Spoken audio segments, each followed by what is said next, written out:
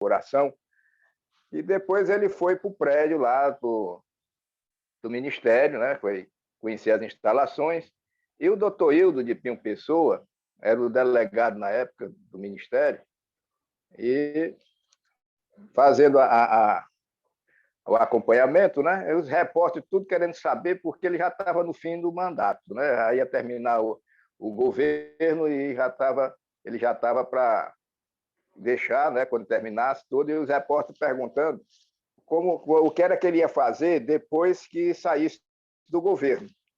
Aí ele respondeu que ia ter um encontro com a preguiça. Aí o doutor Hilton, muito espirituoso, era muito brincalhão, aí ele olhou para ele e disse: então, Hernani, está muito fácil, vamos aqui para a segunda sobreloja, aqui no Jardim, que lá tu tem um encontro com a preguiça. Porque lá no Jardim, no Ministério, tinha pavão, era ganso, e preguiça, tinha até macaco. Aí os repórteres começaram a rir. Não, vai se encontrar com a preguiça, eu vou levar lá na segunda sobreloja, no Jardim, para ele ter um encontro com a preguiça. E todo mundo caiu na gargalhada, né? Ele era muito espirituoso. A outra é que ele me deu uma agenda. Ele era para mim, chegava para dizer: Luizão, me arranja uma agenda, pelo amor de Deus, tu é um chefe de material que nem uma agenda tu arranja. Aí eu dizia para ele: não, doutor Ido, ainda bem que o senhor tem um chefe de material que nem a agenda arranja para o senhor. Mas eu tenho umas velhas aqui, se o senhor quisesse, não, é só para não fazer mais anotações, eu vou viajar, ele ia para Viçosa, eu vou viajar e eu quero fazer as anotações de gasolina, as quilometragens todas. Tá bom. Aí eu peguei e rasguei um bocado de página que estava anotado alguma coisa, né? E pensei que tinha arrancado tudo que estava escrito e entreguei para ele essa agenda. Ele viajou e tal, e na volta ele chegou para mim, aí veio contar a história. Rapaz, o que é que tinha naquela agenda? Aí eu disse: por que, doutor Hilton? Não, porque viajando, quando chegou lá perto ali de Tianguá, eu parei para tomar um café e coisa e tal. Aí a Debrinha era a esposa dele, a dona Débora, que eu acho que é até parenta do Simval. Aí a Débora fechou a cara e eu não sei o que foi que houve, ela foi até Viçosa sem falar comigo. E eu preocupado, porque o que foi que houve? Vinha conversando e agora de repente, aí disse que chegou em Viçosa, aí depois de jantar, nada de falar e tal, ele disse assim: eu vou perguntar o que é que ela tem, porque não pode um negócio desse. O resto da viagem toda, até aqui, Viçosa, e não falou comigo. Aí disse: o que foi que houve? Porque quando chegou ali em Tianguá, que eu tomei um café aqui, nós saímos, você fechou a cara, disse: eu quero saber que outra família é essa que você tem. Eu disse: que outra família, Débora? Não tenho família porra nenhuma. Tem, eu vi aqui na agenda que tem aqui anotado: bicicleta do Luizinho, tanto. Lençol, coxa de cama, tanto. Conserto da bicicleta, tanto. Pelo amor de Deus, Débora, Luizinho é o filho do Luizão. Não tem nada a ver de família, não tem uma, não. Depois, quando ele voltou, que contou essa história, aí teve um evento ali no Museu de Arte, Luz de Som, ali na Barão de Estudas. Eu expositor. Aí teve um lançamento de um CD e a gente foi para esse lançamento. Aí ele chegou, chamou a dona Débora e disse: aí, Débora, vem cá, venha conhecer aqui o pai do Luizinho, que você disse que é a minha outra família. Eu disse: é porque você anotava tudo anotado lá. Eu digo: é porque eu esqueci, ele pediu uma agenda só para anotar as quilometragens que ele ia fazer e gastar aí com gasolina. E eu pensei que tinha rasgado tudo, mas não tem nada a ver. O Luizinho é meu filho, e ali era os concertos da bicicleta que a gente tinha comprado para ele, e umas roupas de cama que ele tinha comprado também. Aí ele caiu na gargalhada. Mas ele é muito espirituoso, doutor Hildo. Tem muita coisa dele. É isso aí, as histórias. Muito bom, Luiz. Eu vou dizer, eu comecei a gravar na fala do Luiz, na hora que eu falei, ele não estava gravando, depois que eu observei. Então, é só para dizer aqui, registrar o dia. Hoje é 17 de abril de 2021, sábado. A gente começou essa reunião às 19h21. Agora, quem é que vai falar agora, depois do Luiz, hein? É o Luiz, é o Roberto? Vocês que controlam aí a fila. O Roberto quer falar logo, que ele está Ele está com Então, dor bota o nas Roberto, costas. pode botar o Roberto, aí depois é a Cleide.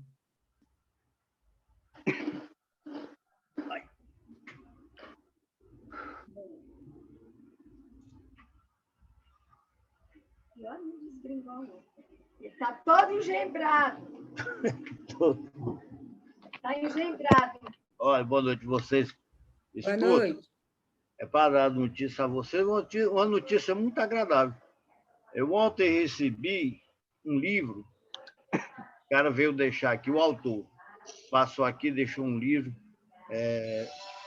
sobre os judeus, os cristãos novos. Eu botei até na coisa da família, no WhatsApp da família. Não estou com ele aqui porque eu deixei lá para fazer a higiene, mas o livro é o seguinte, o livro é sobre os cristãos novos e tem um artigo muito bom a respeito do Pedro Sábio. Tem uma referência muito boa. Então, eu fiquei muito satisfeito. Mandei para um amigo meu em Brasília, que já estava com o livro, e depois eu liguei para o autor, para agradecer o autor, e ele me disse o seguinte, eu perguntei a respeito no livro, na capa do livro, o livro é uma encadernação muito bonita, é um volume, para quem gosta de livro, é uma maravilha, é um volume muito bonito. E tem um X vermelho em cima do livro. Aí eu perguntei, olha, essa cruz, o que significa essa cruz? Porque eu sabia que existem vários tipos de cruzes. Aquela que Cristo foi crucificado, a cruz gamada, que é a nazista e outras, etc. Aí ele disse, olha, essa cruz foi uma cruz que os judeus, a Inquisição impunha aos judeus na roupa onde eles andavam como condenados. Eu disse no São Benito, né? São Benito era um roupão com essa cruz. Eu não sabia que tinha essa cruz nas costas do São Benito. Aí eu disse, olha, aí ele disse, a ideia desta cruz, no layout do livro, foi dada pela Giovana Cartacho. Eu disse, quem? Ela disse, Giovana Cartacho, a pró-reitora. Eu disse, tu conhece? Eu digo, eu conheço a Giovana. Eu estudava na casa do pai dela, depois trabalhei com o pai dela. Ela chorando, bebê, com 15 dias de nascida. Ela é Arruda. Giovana Arruda. Arruda Cartacho. Então, foi assim uma conjunção de fatores. A Giovana eu conheço desde menino. O irmão dela é meu colega e amigo, até hoje é. Tudo Arruda. E eu já tinha mandado para este meu amigo, dizendo o seguinte, a Arrudada e a cartachada toda há de se interessar por esse livro. E ele mandou de lá para mim, eu já estou com o livro. Então, foi uma satisfação muito grande. Eu estou dando essa notícia a vocês. Quem quiser ver a capa do livro, que eu não trouxe agora, mas está no WhatsApp. Tá? Boa noite para vocês. É isso que eu tinha que falar. Muito bom, Roberto. Ótimas informações. Obrigado. Agora, quem é, depois do Roberto? É a Cleide. Sou eu? É, né? Eu vou contar assim, um caso que, para mim, é um pouco inusitado, porque em mais de 30 anos de endocrinologia, eu nunca tinha atendido esse tipo de problema de caso. Então, essa semana, atendi um rapaz de 30 anos pela primeira vez. A gente faz aquela ficha, tem lá estado civil, tal, casado. Aí ele disse, doutora, eu estou procurando a senhora porque eu morava no Rio Grande do Norte, trabalhava lá, o plano dele é Petrobras. Fui transferido para Fortaleza. Lá eu tinha um endocrinologista que fazia acompanhamento hormonal comigo. Mas aqui em Fortaleza eu não tenho. E procurei a senhora. Depois conte a sua história. Aí ele disse, olha, eu nasci menina. Eu nasci menina. Mas desde pequenininho, a minha cabeça é de menino. Desde criança. A minha cabeça era tanto de menino que eu sonhava em nascer de novo, mas nascer menino. Eu nasci menina, mas a minha cabeça era de menino. Então, eu tive que... Claro, ele foi crescendo, já tem 30 anos, mudou o nome agora é de menino, ele tem barba, e um rapaz bonito, simpático, sorridente. Aí ele passou, né, a fazer todo esse tratamento, que ele disse, eu sou um homem trans, eu sou um homem trans, e eu tomo testosterona para virilizar. Então, ele precisa tomar testosterona injetável todo mês para manter as características masculinas.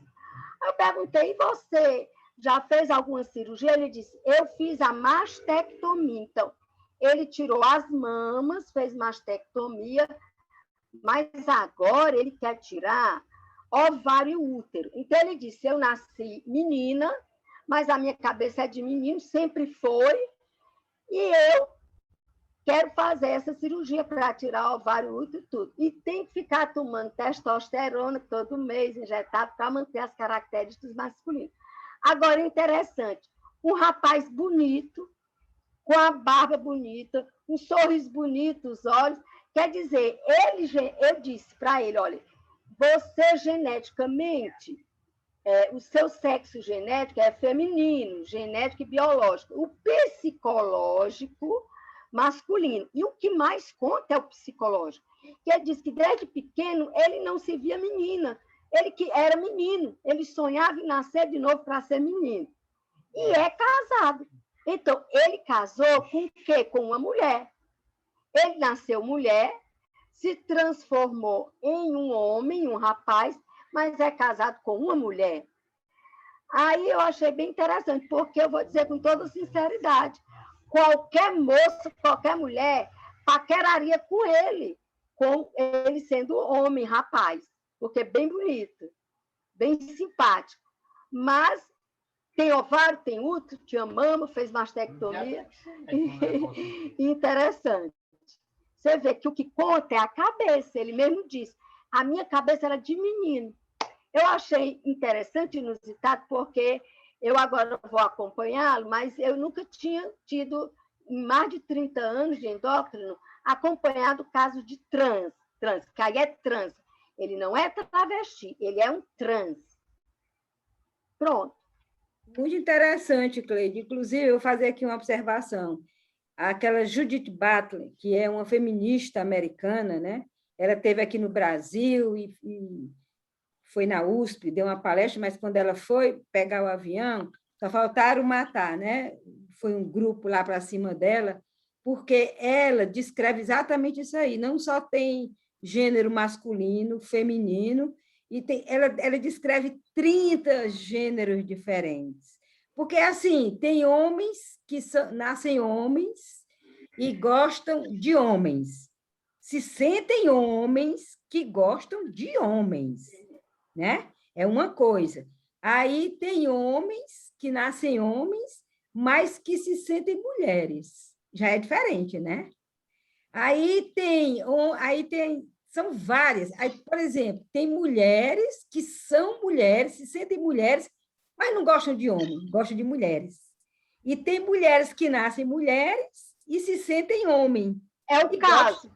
E gostam de mulher, exato. Gosto então, de mulher. Aí eu já falei de 4 gêneros, tem 6, se você for atrás, tem não sei quantos gêneros diferentes. E a sociedade tem que aceitar isso aí. Ele é casado. Passou agora na novela da Globo exatamente isso. Uma menina, filha do empresário, que ela odiava o seu dela, ela batia, ela amarrava.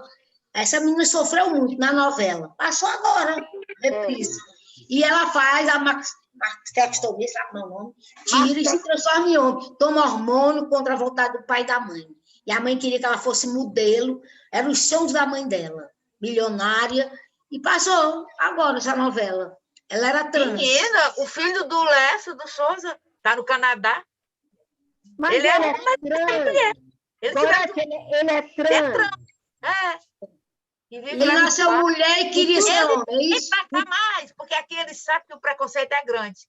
Ele quer ficar lá pelo Canadá mesmo. Só que daqui, E todo esse problema veio aflorar ultimamente, porque, né, os preconceitos são nem grandes. ouvi falar, quer nem saber do menino. Agora, essa novela faz tempo que passou. Mas O que essa me novela chamou eu a acho Ela tem um sucesso muito eu acho grande. muito interessante o a que me Rede chamou Globo a trazer o atenção problema, eu acho. o que me chamou a atenção foi ele dizer que desde pequenininho ele não se sentia menino, ele não se via menino, mas menino.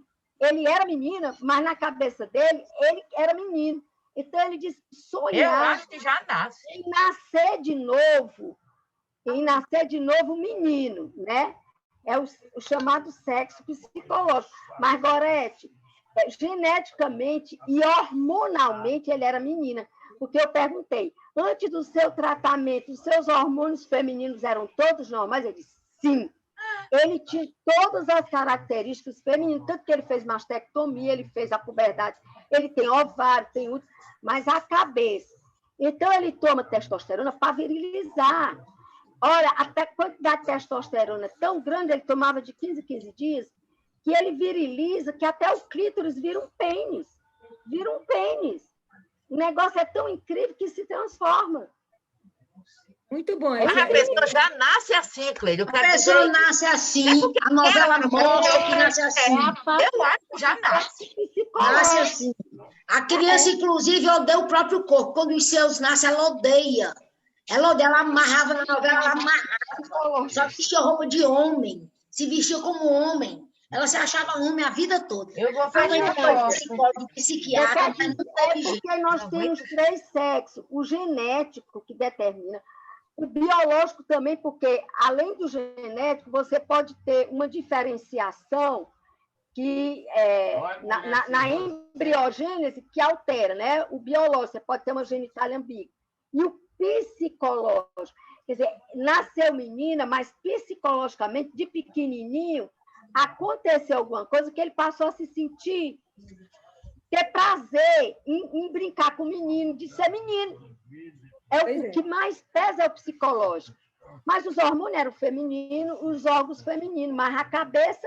Simone de Beauvoir já dizia, não se Cleide, nasce pode ter a mulher. certeza que não aconteceu nada para ele pensar assim. Ele já nasceu assim. Eu acho. Foi uma besteira aí. Ele nasceu assim, não foi uma coisa que aconteceu e ele mudou. Ele nasceu assim. Se o Bom, psicológico... essa discussão vai longe. Vamos continuar e deixar a discussão para o final. Quem é agora? Quem é agora? Só lembrando que a Bia está no grupo, viu? Oi, Bia, seja bem-vinda. Cadê ela? A Bia está no grupo. Porque Aí está aqui ela. Ah, sim. Tá A Clarinha não desassunto, é quer vir. criança. Clarinha, vem dar oi pra Esses Bia. assuntos. Bia, mas aí... Clarinha, vai dar oi pra Bia, minha filha. Na live... Essa máscara. Depois da Cleide, quem é? Sou eu, é a Fátima. A Fátima. Sou eu. Gente, eu nem preparei nada. Oi, Bia. Oi. Nada, vai. Ih, A pronto. Fátima vai começar, eu vou tirar o som, para não vazar. Não, Ana, Pronto, eu, Fátima. eu realmente nem preparei nada, porque foi tão tumultuado essa semana com essa história do Átila ter positivado, e eu fiquei preocupada comigo, e a Maria também, mas graças a Deus está tudo bem, que na realidade eu nem preparei nada. E eu estou com dor de cabeça, então eu vou mais ouvir hoje. Aí, semana que vem, eu falo. Preocupada agora com a Claudinha, mas vai ficar tudo bem, se Deus quiser. Agora, quanto a essa questão que a Cleide colocou, do paciente dela, o que nós precisamos é olhar para essas pessoas com um olhar de misericórdia, de amor, né? Porque, na realidade, são pessoas que sofrem muito. Eu não sei se é porque o meu que eu trabalho, a grande maioria, eles são, né? São pessoas que são homossexuais, eu convivo muito com eles, e sei que são pessoas que são rejeitadas, que são sofridas, e eles sofrem muito. Então, a gente tem que olhar com muito amor. Eu acho que, acima de qualquer coisa, o sentimento é de amor mesmo por essas pessoas, porque elas não são diferentes, não. Elas se sentem diferentes. A gente não pode achar que elas são diferentes. e amar muito, aceitar e viver o que Jesus viveu, porque eu acho que o maior exemplo foi Jesus Cristo. Ele amou incondicionalmente, né? Então, a gente tem que amar essas pessoas e amar muito, né? Então, eu queria só colocar isso e semana que vem eu conto uma história bem engraçada. Pode passar adiante. Beijos. Muito bem, Fátima. Agora, depois da Fátima, é? Ângela. Ana, eu estava preparando um assunto, e é muito extenso, e essas notícias que eu soube da Claudinha e do marido da Isabel, que está com Covid, isso acabou comigo, mas vamos lá, certo? Eu vou falar assim por cima sobre os campos de concentração do Ceará. Vocês sabiam que teve campo de concentração aqui no estado do Ceará? Sabia. Sabia, né? E quando foi que surgiu em Fortaleza o primeiro campo de concentração? Foi na época de uma seca, no final do 19. Foi em 1916. Já foi depois. Certo? Foi na época da seca. O Estado, certo? Construiu o primeiro campo de concentração em Fortaleza. O coronel Benjamin Liberato Barroso, o nome dele. Ele mandou uma mensagem para a Assembleia Legislativa, inclusive eu vi essa mensagem, certo? E esse campo do Alagadiço chamado perdurou de agosto de 2015 a abril de 1916. Por que ele fez isso? O passeio público estava cheio do pessoal que vinha da seca, né? Dos retirantes. Dos retirantes, certo? Quando chegou a mais de 3.000 retirantes, tudo no passeio público, ele decidiu criar esse campo de concentração em Fortaleza, certo? Vou falar de Fortaleza, depois eu falo dos outros, né? Hoje, ele ficava onde, esse campo de concentração alagadiço? No bairro São Gerardo, onde funciona hoje o Instituto dos Cegos. Agora, em 1932, isso já em outra seca, foram criados, agora pela Inspetoria Federal de Obras contra a Seca, ligada ao Ministério de Aviação e Obras Públicas, aí foi da União, foi criado pela União. 2 campos de concentração em Fortaleza, o campo do Urubu, no Pirambu, e o campo do Matador, no Otávio Bonfim. Todos eles eram próximos às vias férreas, porque os retirantes vinham no trem e já ficavam lá no campo. Agora, tem um professor, um historiador, de Senador Pompeu, que já foi em 1932, certo? Que ele fala dos campos de concentração que teve em vários locais do estado do Ceará. E ele fala que muita gente morreu de tifo, paratifo e de varíola, as crianças de varíola. Ele separava os homens das mulheres, faziam casas de taipa e colocavam para não chegar na capital. Um absurdo, né? Pessoas retirantes não chegarem à capital. Então, nas cidades do interior foram criados, sabe quantos campos? Na cidade do interior foram criados 5 campos. Com 2 que tinha em Fortaleza, esses 2 do Pirambu, que eu falei, eram 7 campos de concentração. Inclusive, no discurso, depois da Segunda Guerra Mundial, quando se veio falar, né, dos campos de concentração da Alemanha, foi acabado, deram fim até na documentação. Mas aqui em Fortaleza tem documento na Assembleia Legislativa pedindo autorização para a criação desses campos de concentração. Eles eram vigiados, era cercado o terreno, eles eram vigiados, tinha policial na porta. Eles só saíam para trabalhar. E não tinha essas vantagens todas, não. Eles trabalhavam com um punhado de comida. Era farinha, rapadura, café torrado, era o que eles comiam. Era uma situação difícil. Muitos morreram e foram enterrados em vala coletiva. Inclusive, lá em Senador Pompeu, muita gente vai pagar promessa no cemitério. Tem um homem que vai todo ano pintar o muro do cemitério, onde estão enterrados, esses flagelados, certo? E quando foi, deixa eu ver, o discurso de Getúlio Vargas aqui em Fortaleza, eles acham até que era até mais um número. Eu vou ler aqui o discurso do Getúlio Vargas, certo? Aqui em Fortaleza. Ele fala, no período mais agudo da estiagem, em dezembro do ano findo, 1932, elevou-se a 200 mil o número de operários diretamente empregados nas obras contra a seca. Foi o que ele fez, começou a empregar nas obras contra a seca, o governo federal, por causa, certo, dos campos de concentração, eu acho que em razão disso, da Alemanha. Sendo 236 mil na inspetoria e 24 mil nas redes de viação cearense. Organizaram-se, além disso, nesse estado, campos de concentração por onde transitou mais de 1 milhão de pessoas. Então, pelo discurso, muito mais gente do que os historiadores levantaram. Atendidos com serviços profícuos de higiene e assistência. O pessoal disse que não tinha essa higiene, que eles passavam era fome e morriam muitos. Deixa eu ver aqui, senador Pompeu, quantos morreram e foram enterrados. Rapaz, eu fiquei assim chocada, não dá para falar tudo. 20 mil, morreram 8 mil, teve uma estimativa de morte entre 8 mil e 12 mil. O senador Pompeu, eram 20 mil retirantes no campo de concentração. Inclusive, esse homem, certo? Frederico Cacho Neto, não foi ele não, o advogado ativista, o nome dele não, o nome do homem. Advogado ativista de direitos humanos, Valdeci Alves, conseguiu, com muita luta, que aonde tem é um local que ainda tem as obras, né? Sobre o campo de concentração. Que o governo... Maria, como é que o governo faz para esqueci o nome? O governo decretasse patrimônio, né? Bem patrimonial. Certo? Foi que ele conseguiu agora.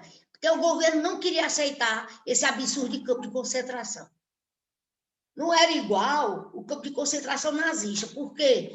Porque eles eram chamados para lá dizendo que ia ter emprego, eles eram enganados, que ia ter emprego, que ia ter comida, que ia ter água, que ia ter isso tudo. Só que não tinham. Eles não foram mortos como os nazistas. Mas isso aí, esse historiador acha que é porque eles queriam separar as classes, os pobres dos ricos, da elite. Então, era uma forma de fazer com que os pobres não chegassem à capital. Certo? Que ele dá até o nome...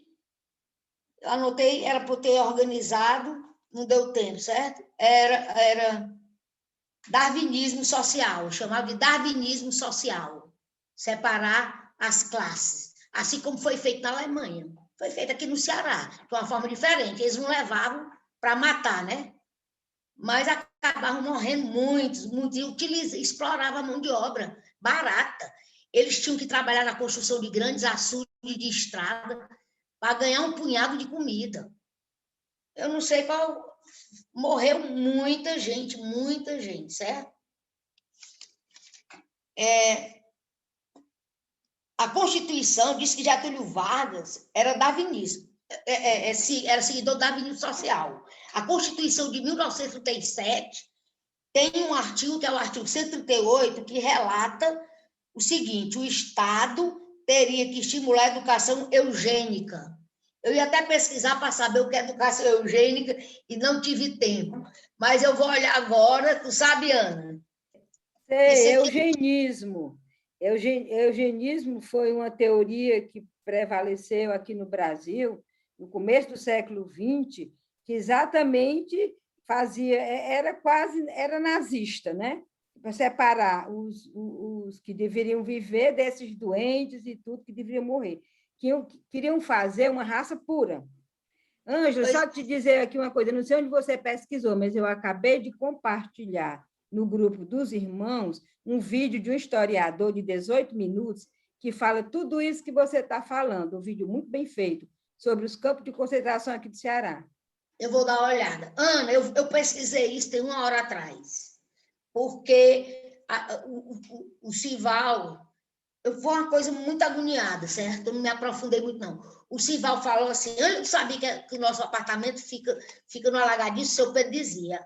Alagadiço, eu fui pesquisar o que era alagadiço, campo de concentração. Na realidade, não. Campo de concentração não foi ali onde está construído o meu apartamento. O seu Pedro está enganado, porque os estudiosos disseram já onde era. No Pirambu, Antônio Bezerra, né? Os três que aqui... Mas os principais estão no interior, porque eles faziam no interior para segurar os retirantes lá, para não chegar... Senador Pompeu. Exatamente. Baturité não teve. Teve o Ipu, Calzeiro, teve um campo de concentração dele.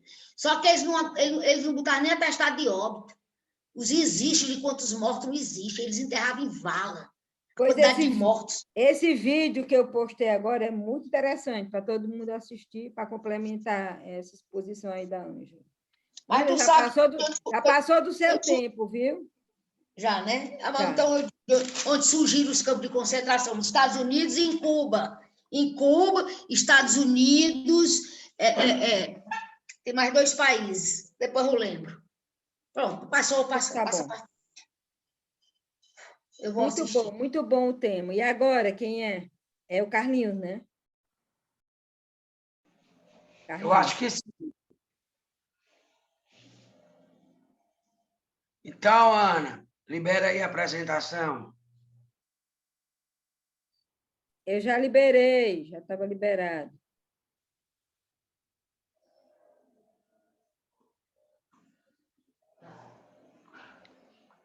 Bem, o meu assunto hoje é sobre seres vivos abissais. Inicialmente, vou explicar o que é uma zona abissal. É aquela zona de alta profundidade nos oceanos, onde a luz não chega acima de 3.000 metros de profundidade, a 3.000 a 5.000 metros de profundidade, é escuridão total, e muita pressão, e os seres, eles tiveram que se adaptar evolutivamente, cada um seguindo uma linha diferente. Então, eles são muito estranhos. É tanto que o título deste trabalho é Criaturas Abissais dos Monstros que Vêm do Fundo do Mar. Aí é a fonte da internet e a autora Rejane Borges. Então, vamos começar com este peixe. Bonitinho, né? É o peixe ogro. O nome é bem apropriado. Se existe um peixe que mais parece um monstro alienígena, eilo, é o peixe ogro, uma espécie da família Anoplogastridae, que vive em águas tropicais do Oceano Pacífico e Atlântico, a mais de 5.000 metros de profundidade. Sua principal característica são os dentes caninos, os maiores encontrados nas espécies de peixes. O peixe ogro é um peixe muito pequeno, um dos menores dos oceanos, porém robusto. Deixa eu voltar. Sua aparência tenebrosa se deve aos dentes, olhos enormes e espinhos na cabeça. No entanto, são tidos como peixes inofensivos. Próximo é o stargazer. Este tipo de peixe também pode ser encontrado em águas rasas. Muitos desses peixes de profundidade, eles acabam subindo, por isso que o homem acaba conhecendo. Se bem que algumas sondas marinhas que o homem manda acabam revelando esses peixes. O homem mesmo, ele nunca foi, ele manda robôs para altas profundidades, ele não suportaria. Mas alguns desses peixes acabam subindo para águas rasas. Pertence à família Uranocospidae, dividida em 8 tipos diferentes. Além do aspecto bizarro, eles são venenosos e algumas espécies podem causar choques elétricos. Próximo é o oarfish. O oarfish é uma das espécies mais estranhas já encontradas nos oceanos. É um dos maiores peixes que existem e tem o formato de uma lâmina, como vocês podem observar pela foto. Mas sua característica mais estranha é que ele também nada na vertical. Próximo. Tamboril, com a cabeça desproporcional ao corpo, possui afiadíssimos dentes e uma estranha antena no alto da cabeça, que parece uma isca para atrair as presas, utilizada para o ataque, parecida com a varinha de pesca. Por isso também é conhecido como peixe pescador. Ele abocanha as suas vítimas utilizando-se do processo de bioluminescência. Muitos desses seres produzem a sua própria luz, chamado bioluminescência, emitindo luz para atrair as presas. Uma de suas principais características é seu poder de camuflagem. Ele se esconde junto ao fundo do oceano e fica praticamente invisível à espera das presas. Próximo é um crustáceo. Caranguejo-aranha gigante é um dos maiores crustáceos que existem, também conhecido como aranha do mar. Tem esse nome aranha, mas não é aracnídeo, é um caranguejo, é um crustáceo. É um dos mais gigantescos animais abissais, muito encontrado na costa japonesa. O caranguejo-aranha gigante, quando com as patas esticadas, pode atingir até 4 metros e pesar 20 quilos. Próximo, peixe-dragão. É encontrados nos oceanos Índico e Pacífico. Esses peixes são predadores muito competentes por possuírem diversos espinhos dorsais e peitorais, com os quais prendem suas vítimas, engolindo-as por inteiro. Esses espinhos também têm glândulas que armazenam veneno. Eles também sobem à superfície e causam muitos acidentes em banhistas. Aqui é um quitenóforo, é um invertebrado, chamado carambola do mar. Esse pequeno ser abissal possui um aspecto gelatinoso e transparente. Normalmente, os quitenóforos são transparentes. Tem 2 longos tentáculos que usa para a captura de alimentos. Aqui é a quimera. Este peixe é parente dos tubarões e das raias. Foram os primeiros condrictes. É considerado uma das espécies mais antigas de seres marinhos.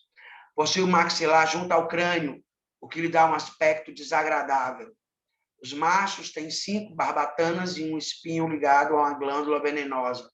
Nadam em águas frias. Dragão marinho é uma espécie de cavalo marinho, parente do cavalo marinho. Essa estranha forma de vida abissal possui uma estética mais fantástica do que assustadora, diferente dos seus colegas. Todo o seu pequeno corpo carrega o que parecem folhas, dando-lhe um visual muito artístico quando se move. É mais comum nas águas da Austrália e suas cores vivas o fazem uma exceção entre as criaturas escuras que por lá vivem, porque as cores dos organismos abissais são sempre escuras, marrons, pretos, cinzas. Isso aqui é uma exceção. Essas cores também servem como camuflagem para a própria proteção. Aí temos a enguia pelicano. A principal característica desse gênero de enguia é sua boca imensa, que lembra a de um pelicano.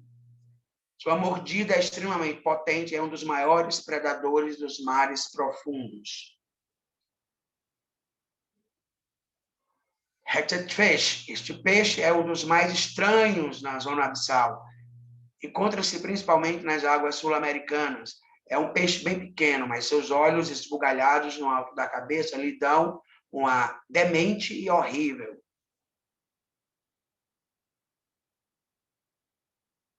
Aqui é um equinodermata, é o chamado pepino do mar. Essas criaturas invertebradas, eles são os parentes mais próximos de nós vertebrados. São os invertebrados mais próximos de nós. Pepino do mar, estrela do mar, entre outros.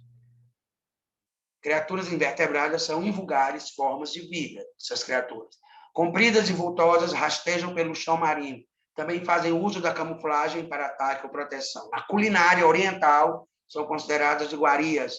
Alimentam-se de detritos orgânicos encontrados no fundo do oceano. Eu acho que é o último, é a lula colossal, a lula gigante. Apesar dela viver em altas profundidades, ela é o alimento predileto do cachalote.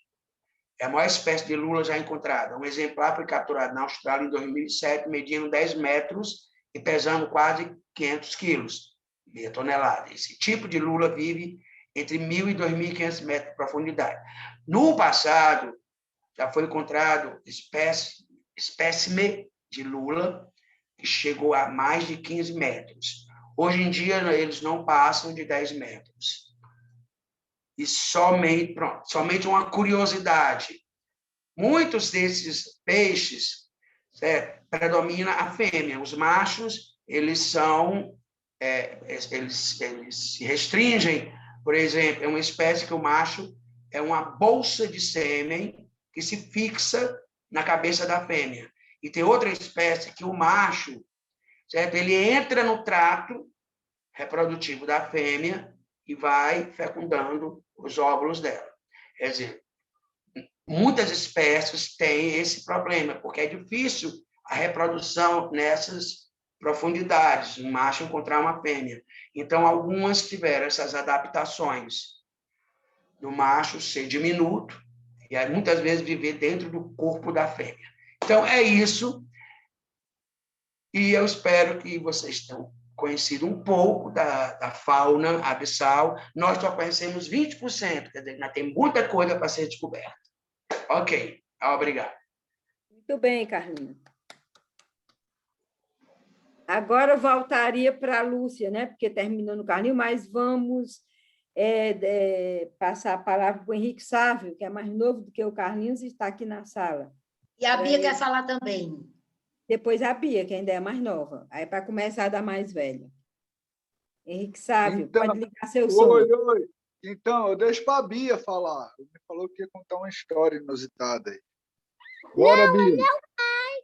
Não, primeiro meu pai, depois eu. Não tem. Eu vim aqui mais ouvindo você falar. Tá certo, Bia, tem razão. Primeiro seu pai. Danado, você prometeu. Tem que saber contar aquela história lá do teu trabalho, do produto que está em falta, que tu disse, com a pandemia. Verdade. Eu vou contar uma que não é do estado do Ceará, é uma engraçada. Tá bom, então vou falar. Não, é porque hoje a gente aqui, eu estou na França, né, na fábrica de caminhões, e está passando por um momento muito difícil de componentes eletrônicos. A gente está tendo uma penhoria global de componentes eletrônicos, de semicondutores. Por conta, eu acho que tem um pouco a ver com a pandemia, né? O fato das pessoas terem se isolado e tudo, e muita gente em teletrabalho aumentou bastante o consumo de equipamentos eletrônicos. E na Europa também está passando por um momento muito verde, né? A gente fala, o próprio mercado automotivo ele tá vindo mais e mais carros elétricos e tudo. E a demanda vem aumentando bastante. Então, por conta disso, a gente está passando a penhoria. Inclusive, a minha fábrica parou, onde eu trabalho, parou essas 2 últimas semanas por conta de falta de componentes eletrônicos, de semicondutores. E uma coisa engraçada é que o que está faltando é um componente que é bem rico no Ceará, que é o como silício. E no Ceará tem bastante silício. Eu conversando com meu pai outro dia, ele falou: poxa, no Ceará é rico em silício e só que a extração e a transformação do silício em componentes eletrônicos é uma coisa bem complexa e cara, né? Mas está uma penhoria. Pronto, essa é a história inusitada que eu quero compartilhar. Tá bom? Tá ótimo. Agora a Bia. Vai, Bia. Bora, Bia. Assim, eu vou querer contar primeiro a história, depois uma piada. Tá bom, vai lá. A gente foi, eu, meu pai e minha mãe, a gente foi em um parque. Que daí, como que era o nome daquela tipo de prancha lá, pai? Stand-up. Stand-up.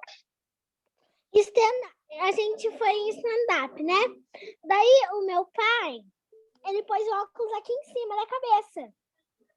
Daí ele foi lá e ele esqueceu do óculos, ele fez assim, né? Com a cabeça pra cima. O óculos caiu lá no fundo do lago. Meu Deus! E a gente não achou. E, tipo, meu pai nem alcançava o pé no chão. Foi Verdade. muito. Daí, agora a piada é assim, o Joãozinho, ele ganhou um cachorro que se chama Caguei. Daí, o Joãozinho levou o Caguei para passear e o Caguei fugiu. Daí, a mãe dele deu outro cachorro que era a Bolinha. Daí, a Bolinha fugiu. Daí, a mãe dele pensou bem e deu outro, que era a Preta. Daí, a Preta fugiu.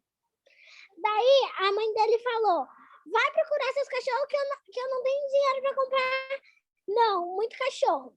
Tá, daí, no meio da rua, ele gritou, Caguei, Bolinha, Preta. Muito bem, Beatriz. Excelente. Muito bom. Parabéns. Agora vamos voltar para a Lúcia, né? Liga o som, Lúcia.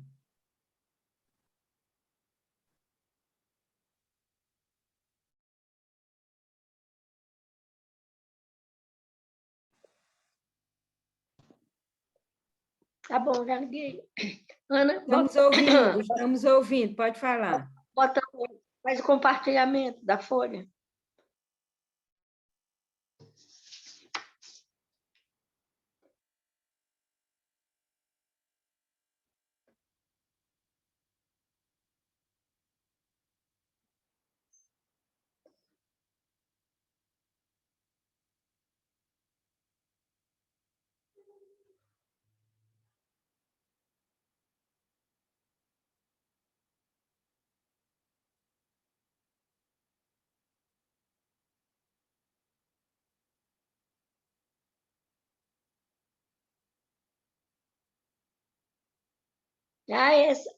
Ana, é o seguinte, é porque eu estava fazendo esse estudo, essa pesquisa, né, sobre Tia aprofundando para entender.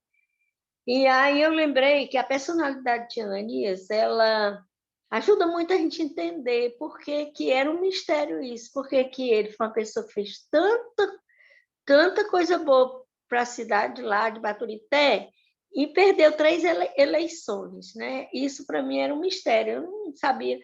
E de repente eu digo, não, acho que o motivo era isso daí. Quer dizer, era a personalidade dele que influenciava na maneira dele fazer política, né? Dele realmente assim no relacionamento com as pessoas.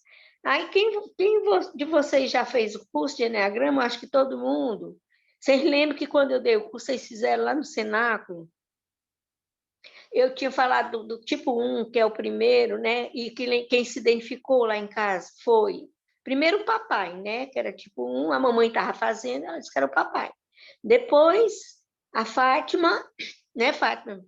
Você também. O outro que se identificou foi era a Fátima, depois a Carminha, lá em casa também a Carminha, e outro que estava, o Luiz também estava fazendo e se identificou com esse daí. E o Miguel não fez, mas a gente via ele direitinho aí, né? Então, eu descobri que Tia Nanisa é esse tipo aí. Então, ele é o perfeccionista, como está escrito aí, né? E o perfeccionista, ele tem essa autoimagem, eu tenho razão. É uma pessoa que é muito firme naquilo que acredita, que acha que é verdade, tudo. Ele era assim também. E o animal é a abelha, a formiga, porque são ativos, pessoas ativas, e as formigas e a abelha estão sempre trabalhando, né? O país é a Rússia, porque a Rússia é o país da utopia. Porque se ele é perfeccionista, ele busca o melhor, né? Então, o país é a Rússia. A cor é prata, é uma cor neutra, assim. E tem 2 santos que são desse tipo, São Paulo e Inácio de Loyola. Por quê? Porque isso é as qualidades que eles têm, que eu vi no Tia Ananias isso daí, né? Organizados, determinados, ativos, reformadores, idealistas, dedicados a uma causa, tem aquele zelo apostólico, todos eles, né? São movidos por um grande desejo de um mundo de verdade, justiça e ordem moral. Então, uma característica bem forte dele, né?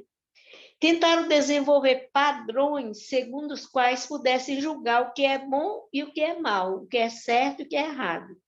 E por isso eles são firmes, acham que só há uma visão correta, uma solução certa para cada coisa. Então, para eles é assim, só tem um caminho certo. E tem que ficar ali firme no que eles acham que é certo, né?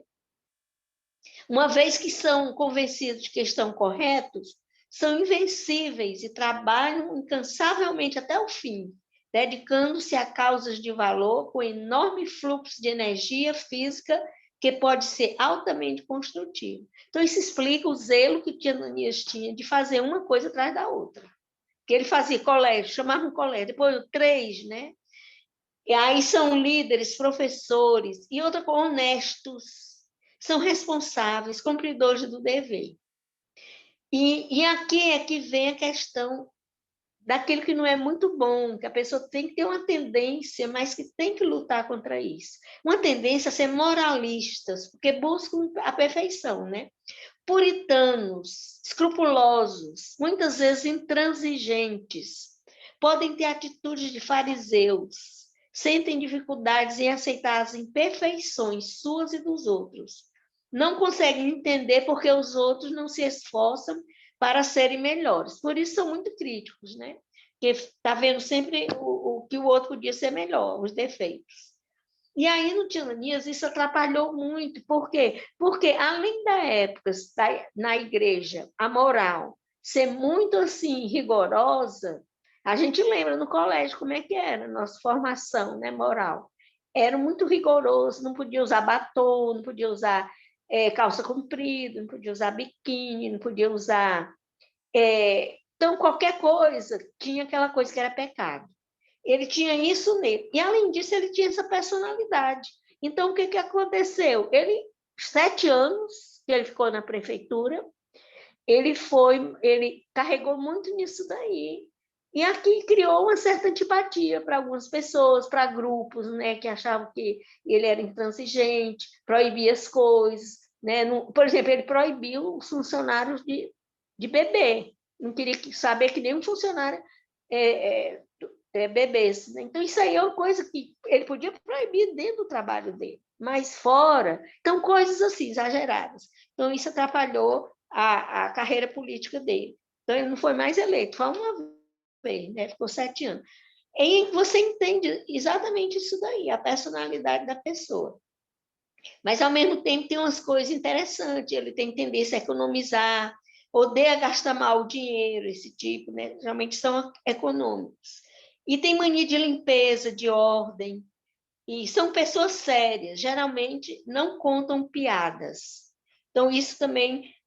a pessoa que é política, ela tem que ter assim, aquela abertura para o outro. Se é uma pessoa mais sisuda, assim, carrancuda, então isso afasta as pessoas, né? Muitas vezes são irritados, contrariados, quando uma coisa não está bem. Aí o papai, eu vejo essa parte aqui, o papai todinho, porque papai era um. Então, isso aí que eu estou falando é do papai também, porque ele e o Tia Ananias são muito parecidos. Parece até um filho, o papai era filho dele, né? Mas eles são o mesmo tipo.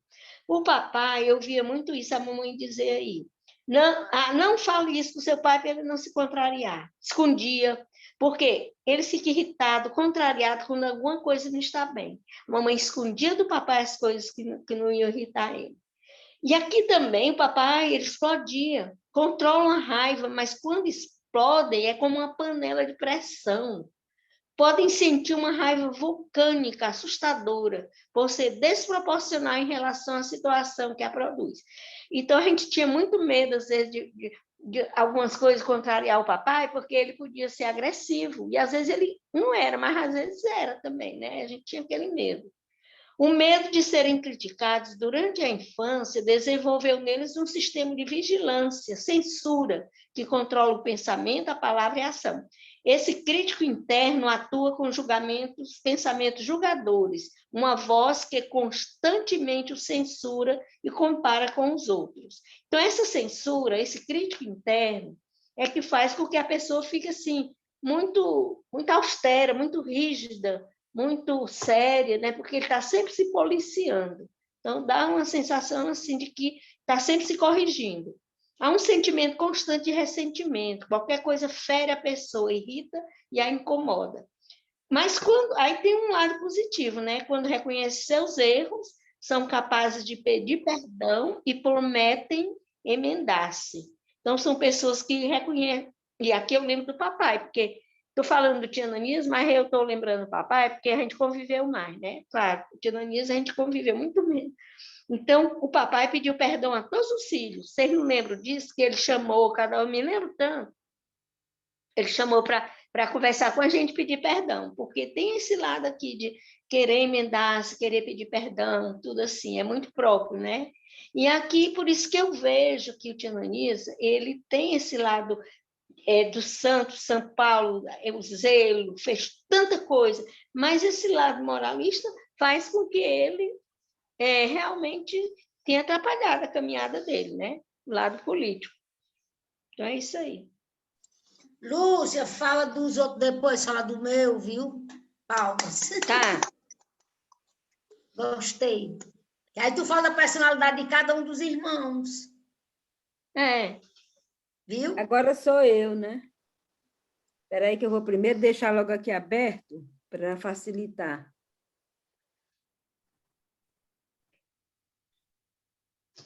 Espera aí. Engraçado, a gente deixa no ponto, mas não entra. Bom, eu vou ler, né? Eu vou só ler mesmo.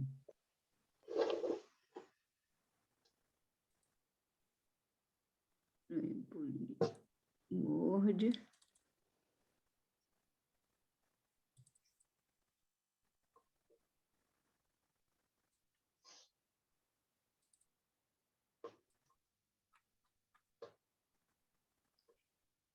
Pronto, já localizei aqui.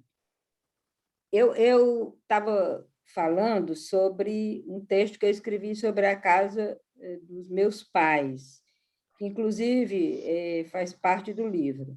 E eu botei até em cores diferentes para ler só uma página, para não perder muito tempo. Mas eu vou ler o final do que eu li ontem para poder dar um sentido e continuar na de hoje.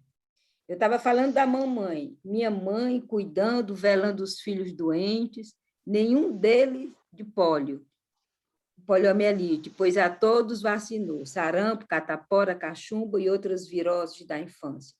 As febres elevadas, as toalhas molhadas, as noites em claro, os zelos, os desvelos, os caldos, as compressas de angu de farinha para as dores de barriga.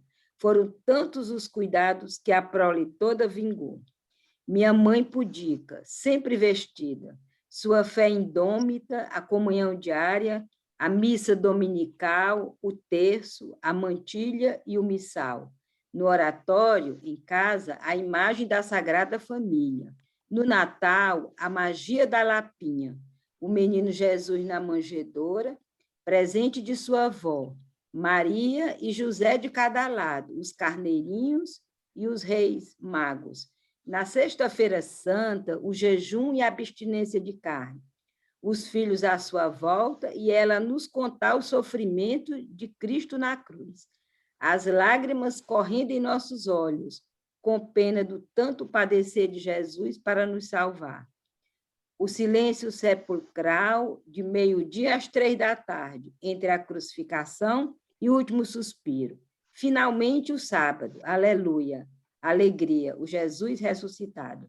Minha mãe rezando tanto um rosário sem fim, ensinando-nos a rezar de joelhos e mãos postas. Boa noite, menino Jesus, eu vos dou meu coração e prometo ser boazinha. Anjo da guarda, guiai-me, Nossa Senhora de Fátima, protegei-me, São Luís de Gonzaga, conservai a minha inocência. Abençoe o papai do céu, abençoe a mamãe do céu, faça feliz sua filhinha. Protegeu o papai, a mamãe, meus irmãos, meus avós, meus tios, meus padrinhos. Não, meu padrinho e minha madrinha.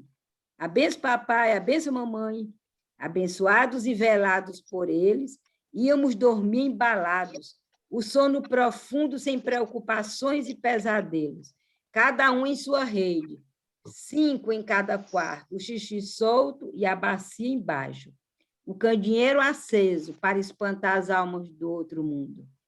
Como disse Gerard Nerval, un souvenir mon ami, nous n'avons pas que avant ou en arrière. Uma lembrança, meu amigo, nós vivemos somente antes ou atrás. Reviver o passado é sempre sonhar. É melhor sonhar sobre nossa existência, pois vivê-la é sempre sonhar com algo que nos acalenta a alma. Tem razão Marcel Proust ao dizer, aí vou logo traduzir aqui, é melhor sonhar a vida do que viver, embora viver seja sonhar de novo. Assim, sonhar vivendo aqueles doces, despreocupados e aventurados dias de nossa infância em Baturité é reviver nosso pai, nossa mãe e todos os nossos ancestrais que projetaram sua conduta, sua personalidade, seus ensinamentos em nossas mentes, cimentando assim nosso caráter, norteando aquela fase feliz e despreocupada de nossas vidas florescentes. Pronto, é isso aí.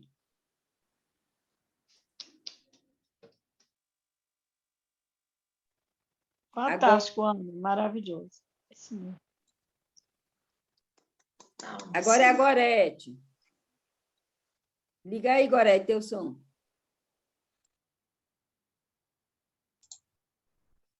Gente, eu vou continuar naquela mesma linha dando exemplo das qualidades do papai e da mamãe. E a Lúcia já falou o que eu ia dizer. Eles eram tão humildes que chegaram para cada filho para pedir perdão. E outra coisa que me chama a atenção, que eles não tinham mágoa de nada. Até a história do acidente dele no Piauí, ele não tinha raiva de Teresina. Mamãe cansou de dizer. E eu me lembrei de uma viagem que eu fiz no primeiro ano da faculdade, que a gente ia para a usina de Boa Esperança. E foi engraçado que a gente passou em Tianguá. Não tinha bondinho, lógico, né? E nós resolvemos conhecer a gruta. Foi a turma todinha com o professor e tudo. Muito bem, entramos na gruta, para descer todo Santa Ajuda. Quando foi dar a volta, meu amigo, subir aquela serra. Aí eu achei engraçado que o professor, tinha até o apelido de Eixinha, ele estava para não aguentar, subindo uma dificuldade, vinha passando o menino com um jumento. Ele, pelo amor de Deus, menino, deixa eu alugar aqui esse jumento para eu ir. Aí, então, ele foi no jumento para conseguir chegar na cidade. E nós ficamos tudo acabado, doído, cansado. Menos a Fátima, porque a Fátima, minha colega, dizia que desde pequena fazia balé, e a Fátima, bem na frente, conseguiu vencer aquela serra toda. Chegamos em Teresina, e eu dizer isso, nós fomos almoçar exatamente, arranjamos lá um almoço, tudo aluno de primeiro ano de escola, no batalhão onde o papai serviu. Então, aquilo me emocionei tudo de lembrar, e principalmente dele dizer que até gostava do tempo que passou em Teresina. Eles diziam, a mamãe dizia, eu não tenho mágoa, eu gosto e tudo. Aí chegamos até o São Luís, outra característica, quem morava lá, tia Mimosa. Então, eu tinha que visitar a tia Mimosa, e fui visitar a tia Mimosa. A tia Mimosa, irmã da mamãe. E o que aconteceu em São Luís é que eu era muito... mas tudo achava que eu era coisa demais. E a gente se hospedou no hotel que tinha a matriz na esquina. E os meninos, no domingo, querendo fazer brincadeira, e foram dançar e tocar violão na patamar da igreja. Eu achava um sacrilégio. Eu me lembro demais que eu sofria com aquilo. A outra viagem, mostrando também as atitudes do papai e da mamãe, foi quando eu fui fazer um curso em Brasília e conheci uma menina de Salvador, a Nanete. Então, vamos para conhecer Porto Seguro, aquela história de ser louca por história, é onde começou o Brasil, vamos lá para Porto Seguro. Aí o Ramo Luiz tinha chegado do Rio, como é, Ramo Luiz, a viagem? Tá tranquilo. Ramo Luiz é acostumado a vir do Rio de Janeiro. Aí lá vamos, Luizinho, o Luiz e o Gustavo. Eu achei que dava para chegar no dia. Aí foi o estresse para o Luiz, né? A estrada péssima, eu apressando para correr, ele disse que eu estressei ele total. E quando eu peguei, foi para dirigir, para ajudar, o carro passou, tu mal feio, você não vai não. Aí ele foi. O que aconteceu? O Luiz teve um colapso, porque estressou demais e ficou passando mal, a gente tinha que voltar. Aí lá vai entrar o papai e a mamãe. Quando o Luiz tinha aquele sintoma de náusea e tudo, eu já tinha passado por isso, sabia que era do estresse, era só o nervoso. Aí a gente telefonava no nosso foco, eles arranjaram a solução. Mandou Miguel para ir buscar vocês. Pagamos a passagem, o Miguel pegou um ônibus para Salvador. Você vê que a gente, mesmo grande, casado, 40 anos, mas era como se fosse criança. Sempre ele arranjava a solução para tudo. Fomos para Salvador. Só para ilustrar, foi uma decepção quando eu fui para Itapuã, para a colônia de férias do DNR, que eu tinha ido em 85. Itapuã, casa do Juca Chaves, a praia não tinha ninguém, a coisa linda, os coqueiros, a música do Tom Jobim. Tchau. E aí, quando nós voltamos 7 anos depois, um desastre. Era barraquinha, era uma multidão de gente, a praia liquidada. Então, foi isso. Quando foi na volta, o Miguel veio dirigindo, foi uma volta tranquila, a gente dormiu, não sei se foi em Feira de Santana, o Luiz sabe aí, não sei, Feira de Santana, o Luiz pegou um pouquinho e a gente chegou em paz, graças a Deus. Então, só para mostrar que mesmo gente já casada com filho, eles foram sempre dali, fazia tudo pelos 15 filhos e aquela coisa. E a história de ser humilde, a Lúcia mesmo disse, foi pedir perdão para cada filho. A gente tinha que pedir perdão por alguma coisa que a gente fez. Pronto, só isso. Deixa eu só acrescentar aí, Gorete. Pode falar, volta, Luiz. Se você... Está ouvindo? Pode falar. A nossa volta, o Miguel dirigiu, depois eu dirigi, nós paramos em Feira de Santana, nós paramos para dormir em Salgueiro. Tu deve ter procurado isso aí, nós dormimos em Salgueiro.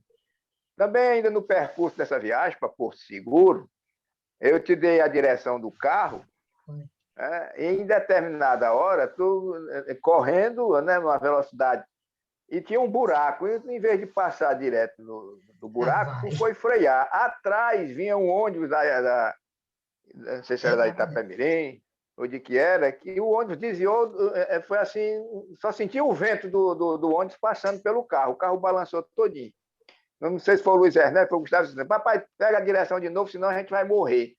Porque tu passou num buraco, freou para passar no buraco, e ninguém freia, passa na velocidade que vem. Nunca se deve frear em buraco. Em buraco, tem que passar na velocidade. Ela tira outra foto. Todo mundo se arrumando. Primo do Simval perdeu a mulher recentemente, porque freou no buraco, o carro matou, a esposa morreu. Agora todo mundo pode ligar o som. Olha, gente. Podem ligar o som se quiserem. Deixa eu bater a foto. Agora, só fazer um esclarecimento sobre a morte do Pessoa. O Igor não foi esconder, ele preservou a mãe dele, porque estava hospitalizada também, não sabia que o marido estava tão ruim. Ele foi entubado, estava na UTI, mas ainda não tinha sido entubado. Depois foi entubado e veio a falecer. Eu acho que ele faleceu no dia 28 de março. Ele só veio comunicar a gente no dias depois, porque ela estava com o celular e estava se comunicando com o pessoal. E se alguém soubesse essa notícia e passasse direto para ela, ela podia piorar da Covid, porque ela ainda estava ainda tinha previsão de alta.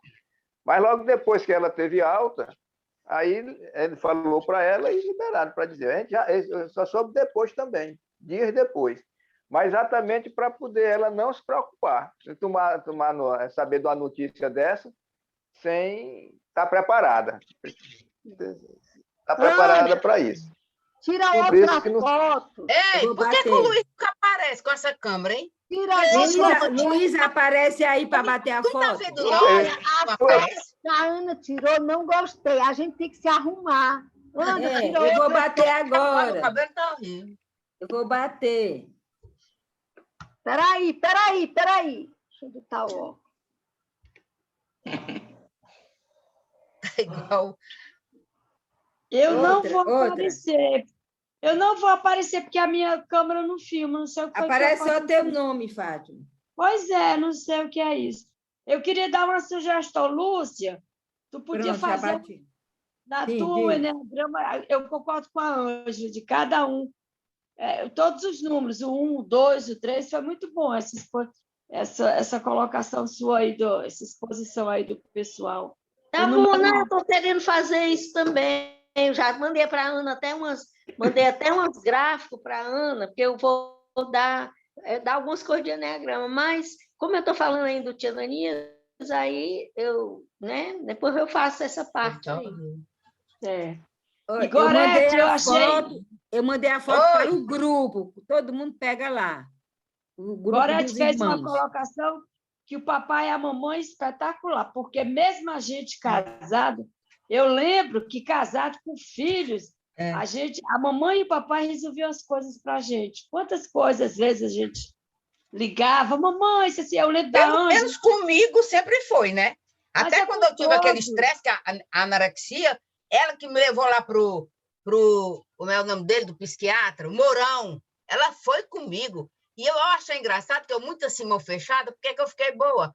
Porque eu fiquei pensando, pô, vem aqui, pago não sei quantos reais, para ele ficar, a pessoa ficar me ouvindo, eu vou ficar boa. E eu fiquei boa também, porque eu fui estudar, fui fazer um curso e acabou. E até hoje eu não sei como é que eu tive aquilo. A Cleide teve uma cor parecida. E a pior doença que pode ter, porque a comida não passa. A mamãe me levava para Baturité para comer lá a comida da Mazé. Eu ia para restaurante, o Luiz me levava para restaurante. Eu fiquei com 44 quilos. Não passa, trava, você não consegue engolir. Anorexia é uma doença seríssima, anorexia nervosa. Anorexia nervosa. E eu não sei de que foi. Pois a filha de criação do Rosenberg morreu disso, a filha da Iracema. Às vezes a gente teve alguma coisa parecida, a Cleite. É horrível, horrível, eu tive. A gente não come. Perdi 14 quilos. Quanto tempo perdeu 14 quilos? Não sei, não sei quantos meses durou. Lembra, Luiz? Não. Não, me lembro, não. Quase no mês, não foi, não? Eu fui estudar. Eu me lembro que eu fiquei boa quando eu comecei a estudar. Fiquei com 37 quilos. Não, aí eu viajei para os Estados Unidos. Aí curou. Foi. Eu fui. É horrível. A mamãe me levou naquele médico, como era o nome dele? Costa Lima, não sei o que. Não, eu fui no Mourão, aquele Mourão. Aí ele disse... É o Mourão, eu sei. Quem é o Mourão? Aí ele disse, o médico disse, ela deve viajar, ela tem que viajar. Doutor Haroldo Costa Lima, era um clínico geral, muito bom. Ele disse, não, ela tem que sair desse ambiente e viajar. Aí lá eu engordei 6 quilos logo. A mamãe foi uma heroína, mamãe e papai, porque 15 filhos e era demais, porque a gente que criou 3. Constante para tudinho. Sim, procurava resolver com clareza. O João José ia morrer, o papai não estava aqui, ela assinou, pode fazer a cirurgia. Ela dizia para a doutora Elizabeth, ele não morre. Com pus na pleura. Tinha que drenar e o papai tinha que assinar, não estava. E a vovó dizia para ela, se conforme, que você vai perder seu filho, se conforme. Quantos meses tinha o Dondinho? 6 meses. 6 meses.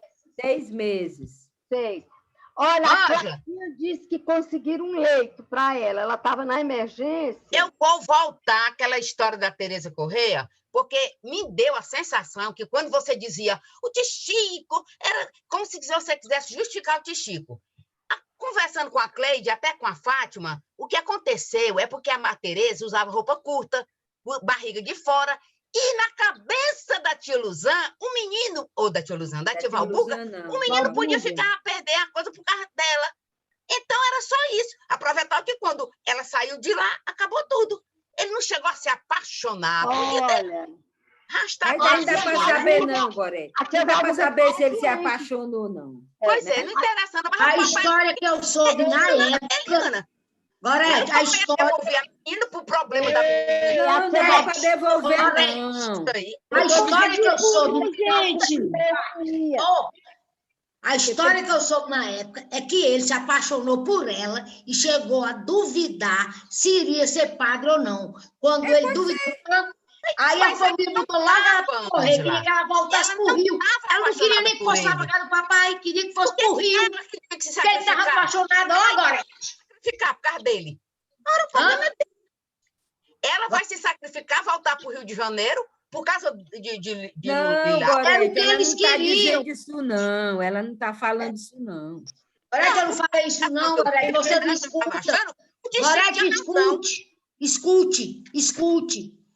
O tio Chico ficou com raiva do papai, porque o papai deixou a Tereza lá em casa. Porque o tio Chico queria que ela fosse embora, deixou falar. Para o Rio de Janeiro. Se fosse problema só de roupa curta, ela indo lá para casa não atrapalhava. O tio Chico não tinha que ficar com raiva do papai. O problema é que o filho dele se apaixonou por ela e quase diz que não vai mais ser padre. Ora, eu sei dessa história na época. Sim, o que era a raiva, Ângela? Do tio Chico do papai é porque ele queria que ela não fosse embora para o Rio.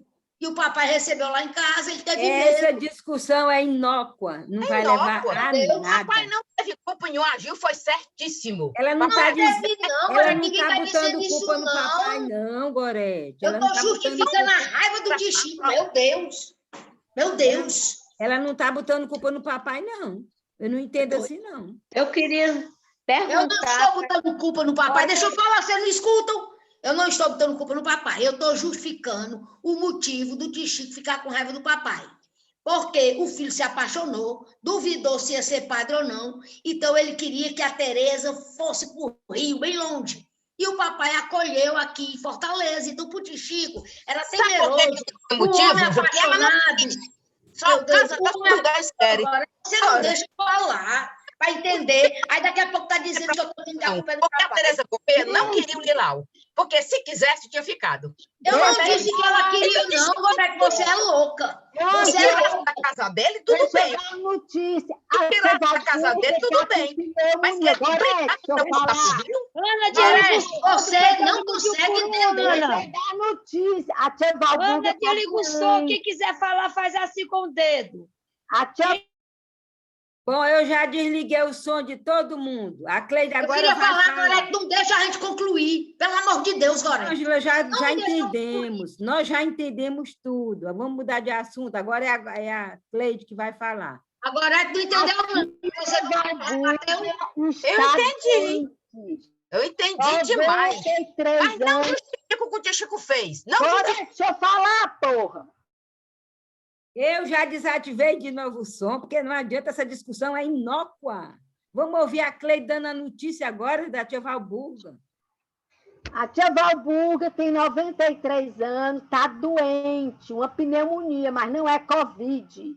Está tratando em casa, a Lumena me disse, está reagindo, mas muito pouco, estão preocupados com ela, está doente. Tia Valburga, outra notícia. O Flávio Bolsonaro veio com a esposa passar o fim de semana no Ceará, na Taíba, a diária de mais de R$3.000. Acidentou-se, um avião da FAB veio buscá-lo. Foi andar no quadriciclo e acidentou-se. O Flavinho Bolsonaro. Pronto. Notícia. Leite, se o Raimundo Luiz estivesse aqui, não podia nem falar nesse assunto. Não, eu só falei porque ele não está. Mas cuidado. Cuidado. Eu sei. Costume de casa vai à praça. A Claudinha conseguiu um quarto. A Lúcia agora queria falar, né, Lúcia? Liga o som, Lúcia. Liga o som. Ligue o som, Lúcia. Nós não estamos lhe ouvindo.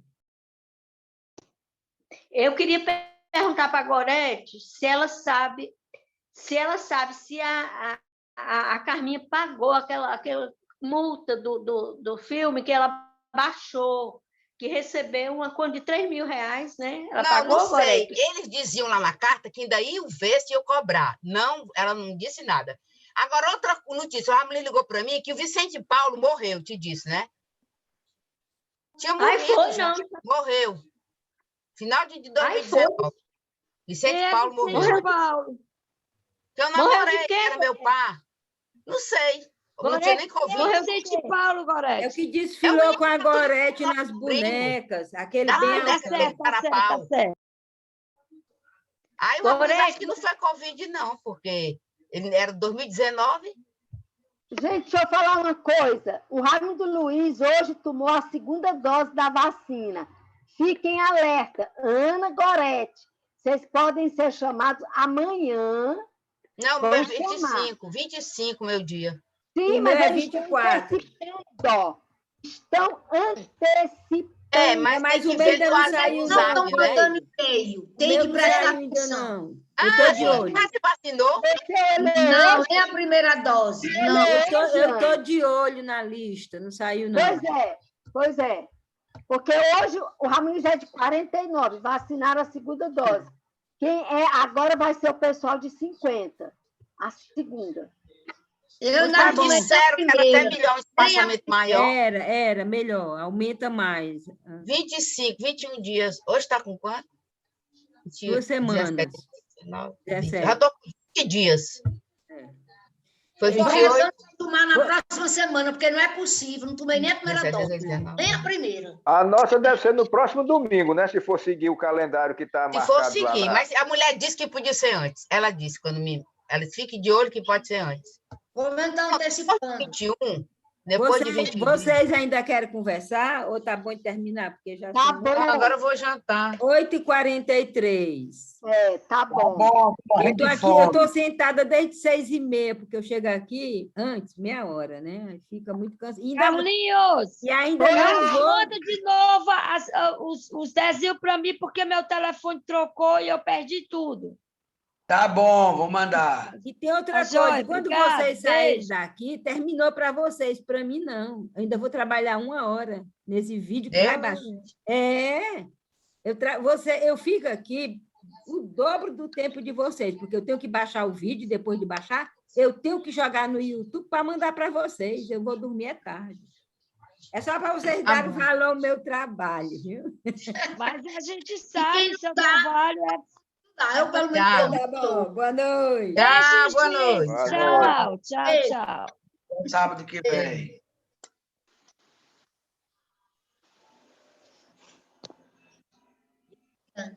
Eu vou encerrar por aqui, né?